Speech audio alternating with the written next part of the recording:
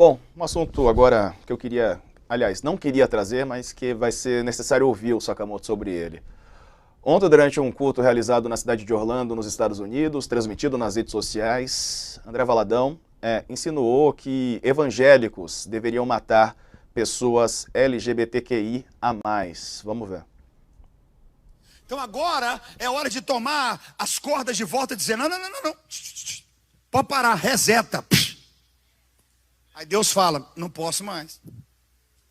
Já meti esse arco-íris aí. Se eu pudesse, eu matava tudo e começava tudo de novo. Pastor André Valadão, diante da repercussão negativa, ele alegou que a declaração não diz respeito à morte, mas sim à mudança de comportamento. Na minha mensagem, na minha pregação, eu deixo claro que cabe a nós puxar as cordas e nós resetarmos. Quando eu digo nós resetarmos, eu não digo nós matarmos, pelo amor de Deus, gente. Eu não digo em nós aniquilarmos pessoas, né?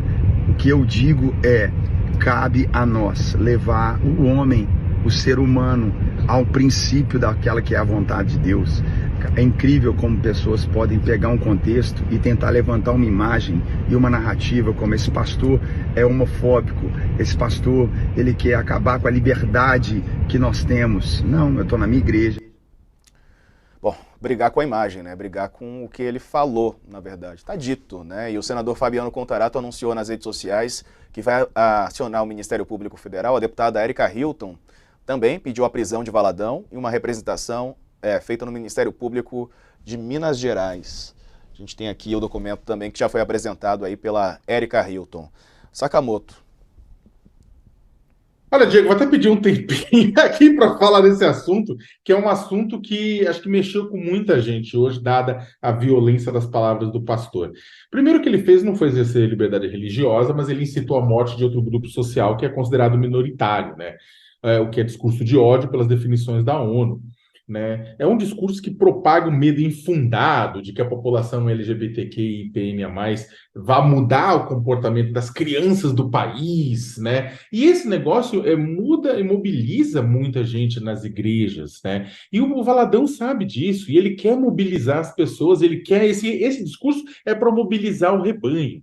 Depois ele relativizou o discurso, dizendo que o Risete era sentido figurado, mas ele seguiu clamando pelo direito de continuar cometendo esses crimes travestidos de liberdade de expressão.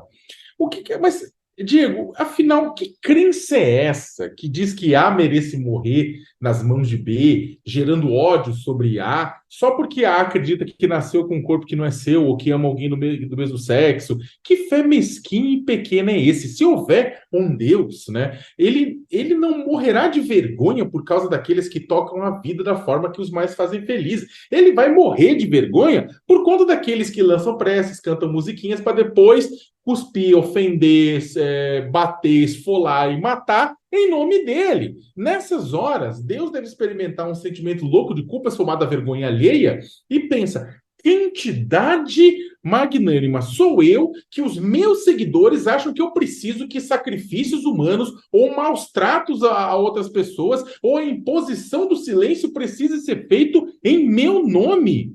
O mais irônico, Diego, é que, considerando que Jesus era um transgressor, esta é a palavra, Jesus era um transgressor em sua época, se ele voltasse à Terra, ele seria tudo aquilo que hoje esse pessoal considera inferior, ele seria marginal, seria blasfêmico, seria de segunda classe. Se voltasse defendendo as mesmas ideias, a mesma ideia central, presente nas escrituras sagradas do cristianismo, e que por ser tão simples não é entendida por muitos cristãos, né? Ele andaria do lado de párias, ele seria humilhado, seria xingado, seria surrado, seria queimado, seria alfinetado, seria explodido, seria chamado de vagabundo, de vagabunda, de mendiga, de sem terra, de sem teta, de olhado como operária subversiva, alcunhada como agressora da família e dos bons costumes, violentada, estuprada, rechaçada na propaganda eleitoral obrigatória, difamada nas redes sociais, levaria porrada daqueles que se dizem ungidos pelo divino, finalizada como comunista, linchada num poste pela população em nome da fé e das tradições. E ao final, alguém ainda tiraria uma selfie ao lado do corpo morto de Jesus para postar no Instagram. Né? Encaremos a realidade. Se o divino retornasse à Terra, nós mataríamos o divino em seu próprio nome. nós mataríamos o divino em seu próprio nome. Olha, por conta, eu até peço desculpa aqui, me estendendo um pouco, mas por conta do meu passado, sei razoavelmente bem o que está escrito nos evangelhos. Estudei 9 anos de escola protestante, tive uma vida muito ativa na Igreja Católica ao mesmo tempo, né? Apesar de hoje não ser um homem da fé. E o discurso de intolerância que graça na boca de muita gente não está nos livros do Evangelho, nem passa perto. Se estivéssemos interpretando por uma forma mais humana o que significa amar nosso semelhante como a nós mesmos, dar a César o que é de César, a Deus o que é de Deus e todo o restante, a gente entenderia que as declarações do Valadão não fazem sentido algum. O que significa amar alguém de verdade? O que significa submeter alguém à minha vontade?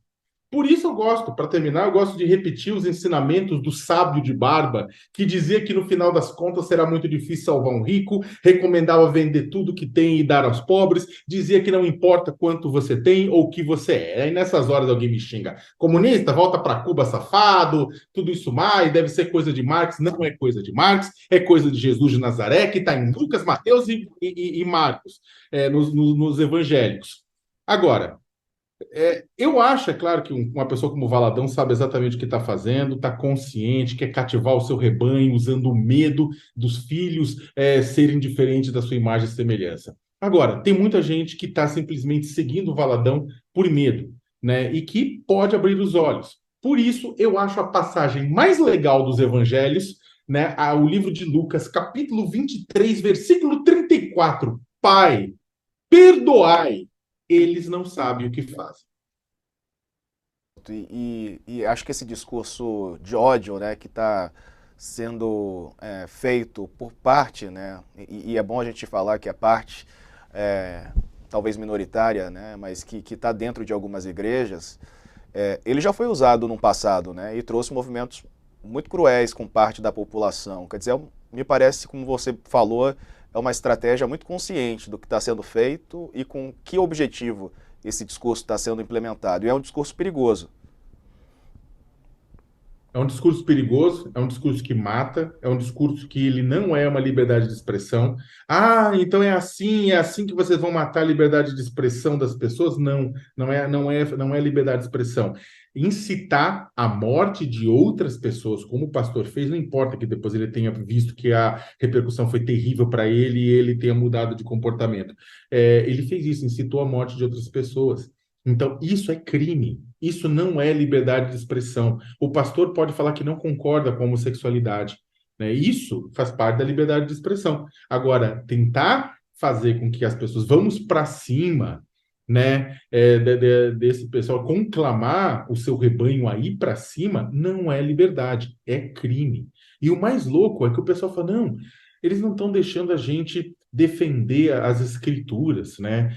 Porque tá tudo nas escrituras e a gente segue a risco o que as escrituras falou. Segue mesmo? Se segue mesmo, então foi o seguinte, se você seguir Levítico, capítulo 25, versículo 37, você tem que fechar os bancos, porque não pode pegar dinheiro com usura, com empréstimo. Se você seguir direitinho Levítico, capítulo 11, versículos 9 e 10, você não pode comer camarão, não pode comer polvo, não pode comer lula, não pode comer lagosta. Se você seguir direitinho Levítico, capítulo 19, versículo 27, você tem que deixar o cabelo crescer do lado, indefinidamente, sem aparar as pontas das barbas, né? Se você seguir direitinho Levítico, capítulo 19, versículo 19, você não pode misturar cultivos na mesma área e nem misturar fios diferentes na mesma trama na indústria têxtil. Olha que coisa. Mas isso a gente faz no dia a dia. Mas muitas dessas coisas são abominações de acordo com a lei de Deus. Eu estou aqui para julgar a lei de Deus ou para fazer alguma coisa? Não, não estou. Eu estou só para dizer que é o seguinte, que as pessoas e muitas lideranças religiosas dobram as palavras de Deus e utilizam elas não para trazer paz, para trazer conforto para o seu rebanho, para todos nós, que afinal de contas é tudo isso que a gente procura, é paz, numa vida atribulada e difícil como a nossa. Mas simplesmente eles dobram as palavras de Deus, as palavras sagradas do cristianismo, para quê? Para dominar o seu rebanho pelo medo.